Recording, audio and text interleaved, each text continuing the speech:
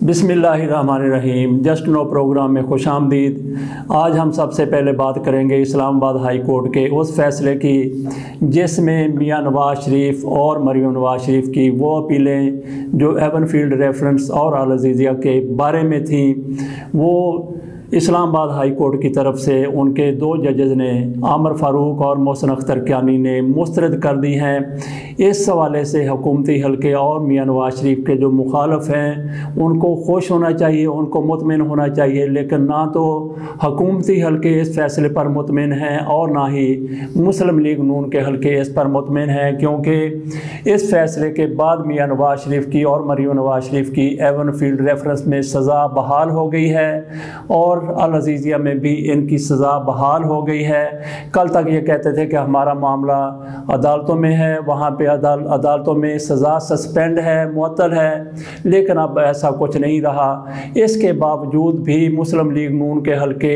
इस फैसले पर कुछ मुतमिन नज़र आते हैं, क्योंकि फ़ैसले में ये कहा गया है कि मियां नवाज शरीफ की दरख्वास्तें जो इस सज़ा के हवाले थी वो अपीलें मुस्तरद की जाती हैं, लेकिन साथ ही ये भी अदालत की तरफ से कह दिया गया कि मियां नवाज शरीफ जब भी पाकिस्तान आएंगे, पाकिस्तान आके वो दरख्वास्त दे सकते हैं, अपील बहाली की बात कर सकते हैं, तो उस वक्त देखा जाएगा कि इन अपीलों पर क्या करना है।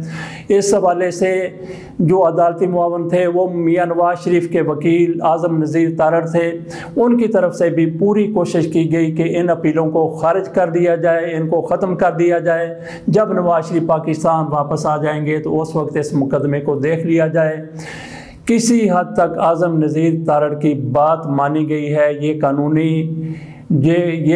कानूनी माहिरीन ये बात कर रहे हैं, तो इस हवाले से देखते हैं कि आगे जाकर क्या होता है।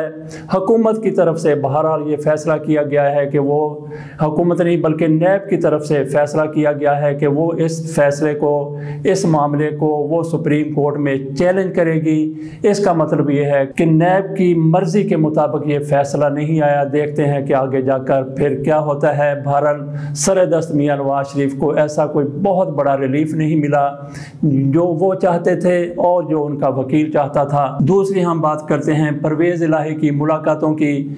उन्होंने आसिफ अली ज़रदारी से मुलाकात की है, कबल से वो हमजा शहबाज शरीफ से भी मुलाकात कर चुके हैं। इससे पहले जब बजट इजलास की तैयारियां हो रही थी उस मौके पर इनके एक MNA जो वज़ीर हाउसिंग भी हैं, तारक बशीर चीमा, उनकी तरफ से एक हुकूमती रुकन के साथ झड़प हुई थी। उन्होंने कहा कि हम बात करेंगे, हम अपने मुतालबात पेश करेंगे इमरान खान के सामने कि हमारे क्या क्या तहफ़्फ़ुज़ात हैं, हमारे क्या क्या मुतालबात हैं। गोया काफ लीग हुकूमत से थोड़ा थोड़ा पीछे हट रही है और कोई ना कोई खिचड़ी पका रही है, जिसको आप साजिश भी कह सकते हैं। ऐसे लोग इंतहाई एहसान फरामोश हैं जिनके जीतने का कोई इम्कान नहीं था। पंजाब असम्बली में मुस्लिम लीग काफ की 7 सीटें हैं, इनमें से सिर्फ परवेज़ इलाही की एक सीट अपने बलबूते पर किसी हद तक जीती जा सकती थी। बाकी किसी एक सीट पर भी कोई इम्कान नहीं था कि काफ लीग वो सीट जीत जाती। तहरीक इंसाफ के वोटों से इन्होंने 7 सीटें हासिल की हैं और ये ख्वाब देख रहे हैं वज़ीर आला बनने का। परवेज़ इलाही साहब इंतहाई इनकी कोशिश ये रही है कि किसी तरीके से मैं वज़ीर आला बन जाऊं और इनकी उम्मीद कहाँ पे टिकी हुई है? इनकी उम्मीद army chief general Qamar Javed Bajwa की सहाफ़ियों के साथ उस मुलाकात पर टिकी हुई है जिसमें जनरल कमर जावेद बाजवा ने कहा था कि हुकूमत हमारी बात अगर मान रही होती तो उस्मान बुज़दार पंजाब के वज़ीर आला ना होते। सिर्फ इस चीज़ का अंदाज़ा करते हुए कि उस्मान बुज़दार की आर्मी के हलकों में कोई अच्छी शोहरत नहीं है या आर्मी उनको पसंद नहीं करती, परवेज़ इलाही ये कोशिश कर रहे हैं किसी तरीके से मुझे मौका मिल जाए, और इस हवाले से उनकी आसिफ अली ज़रदारी से मुलाकातें भी हुई हैं। और यही वही परवेज़ इलाही साहब हैं जिनके बारे में बेनज़ीर भुट्टो ने 4 लोगों के नाम लिए थे कि अगर मुझे कत्ल कर दिया जाए तो उसके ज़िम्मेदार होंगे परवेज़ मुशर्रफ, उन दिनों के ISI चीफ हमीद गुल, और उन दिनों पंजाब में होम सेक्रेटरी या वज़ीर कानून जिनको कहते हैं पंजाब का वज़ीर कानून होम सेक्रेटरी उन दिनों एजाज शाह थे, ब्रिगेडियर एजाज शाह, जो उसके बाद वज़ीर दाखिला भी रहे और आज भी किसी वजारत में हैं। और इनके अलावा चौथा नाम बेनज़ीर भुट्टो ने परवेज़ इलाही का लिया था कि अगर मुझे कत्ल कर दिया जाए तो इन लोगों पर केस चलाया जाए, यही मेरे मर्डर के, मेरे कत्ल के ज़िम्मेदार होंगे।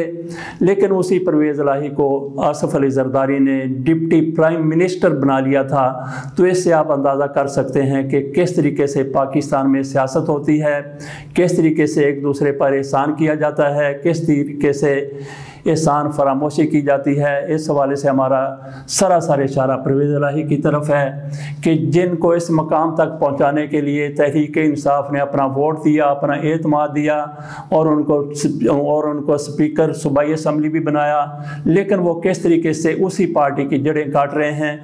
तो बाकी यकीनी तौर पर यह है कि तहरीक इंसाफ की हुकूमत का परवेज़ इलाही, आसिफ अली जरदारी, नवाज शरीफ, शहबाज शरीफ, मरीम नवाज शरीफ कतन कुछ नहीं बिगाड़ सकते। इसके अलावा हम एक और ख़बर पर बात कर लेते हैं। वो इस्लामाबाद की एक सड़क का नाम अहमद शाह मसूद के नाम पर रखने की तजवीज़ है। ये सिलसिला इब्तदाई मराहल में है, किसी भी रोज़ इसको फ़ाइनल कर दिया जाएगा। अहमद शाह मसूद पाकिस्तान के दुश्मन रहे हैं। अफ़गानिस्तान में वो वज़ीर थे, शुमाली वज़ीरिस्तान से इनका तल्लुक़ है। भारत के चमचे हैं, भारत के खुशामदी हैं, भारत के परवुर्दा हैं। ऐसे बंदों को, ऐसा बंदा जो पाकिस्तान की मुखालफत करता रहा है, हर मौके पर उसने पाकिस्तान की मुखालफत की, उसका नाम किसी वजह से भी, उसके नाम से पाकिस्तान की कोई शाहरा मंसूब नहीं होनी चाहिए। लेकिन ये मामला भी अब वहाँ पे चल रहा है। कहा जाता है कि अहमद शाह मसूद का भाई पाकिस्तान आया था वफद के साथ, उसने इमरान खान से, वज़ीर आज़म से मुलाकात की थी। उस मुलाकात में ये तजवीज़ पेश की गई थी। अगर ये सच बात है, हकीकत है, तो इंतहाई शर्मनाक है। वज़ीर आज़म इमरान खान को पता होना चाहिए कि पाकिस्तान का कौन हामी है, कौन पाकिस्तान का दुश्मन है, कौन पाकिस्तान के ख़िलाफ़ बातें करता रहा है, कौन पाकिस्तान के ख़िलाफ़ जहर उगल रहा है।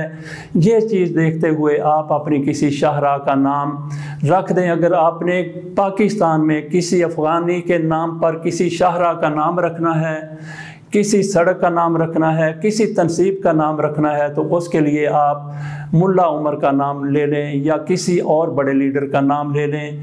अहमद शाह मसूद के नाम का कतई तौर पर कोई जवाज़ नहीं बनता। इसके साथ ही इजाज़त दीजिए। अल्लाह हाफ़िज़।